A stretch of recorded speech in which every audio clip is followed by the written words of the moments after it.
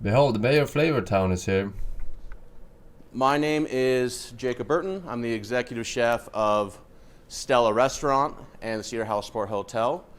And real quick, before we jump into our week-long adventure, I want to give you a little bit of background of what we're going to be doing here this week and how this all came about. So, let me tell you a little story about how a coconut macaroon changed my life. When I first met my wife and we were dating, we'd been together for about 4 months, her favorite treat was the coconut macaroon. And at that point, I was a decent cook. I hadn't gone to culinary school.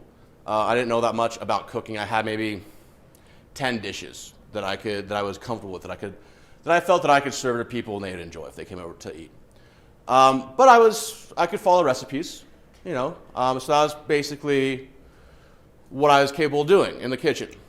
So one day, I'm at home, it's my day off, and I'm watching the Food Network. And they got someone making a coconut macaroon. And they're like, oh yeah, it's real easy. It's mixed together, you fold the ingredients, you mold it, you put it on the little pan, you press the bake button, 15 minutes later, it's all good, right? And they show you the money shot at the end where they break open the coconut macaroon, you're like, oh, that looks awesome, yeah, great, I can do that. So I go online, I go to the website where they refer you at the end of the show. Like, go to this website, check this out, make this recipe. So I make it. It comes out horrible. It's disgusting. I'm like, oh, man, I missed something. I don't bake that much. I screwed up the recipe. Okay. So I make it again. And then the second time it doesn't come out. I'm like, oh. Okay, so I'm going to make it one more time. So I make it a third time. Third time, I follow the recipe to the T. Double check everything. I mean, literally, it took me about 30 minutes just to mix the ingredients because I was double checking everything, right? Third time it was awful. And I remember the rage that I felt. I mean, I was in rage. I felt betrayed. They gave me a bum recipe, right? I wasted half of a day trying to make coconut macaroons, which, by the way, I don't even like.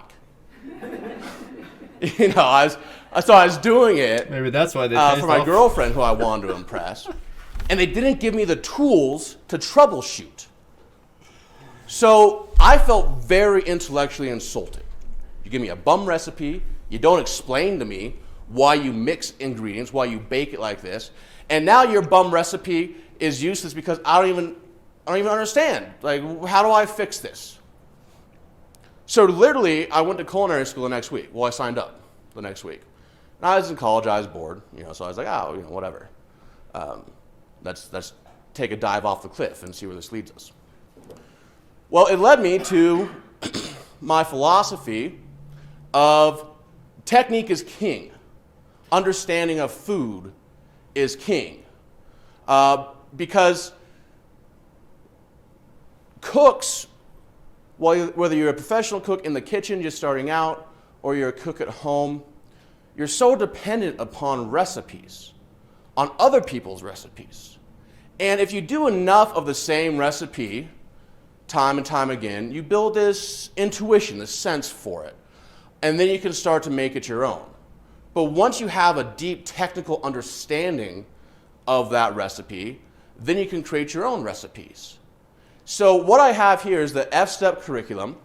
It's a curriculum that I formulated specifically to brainwash you, to make you think like a chef, to kind of break that mold of, hey, I want to cook beef bourguignon tonight, so I need to go find the beef bourguignon recipe in one of my 100 cookbooks. It's like, no, I understand fundamentally what beef bourguignon is, the technique behind it, and what makes it good.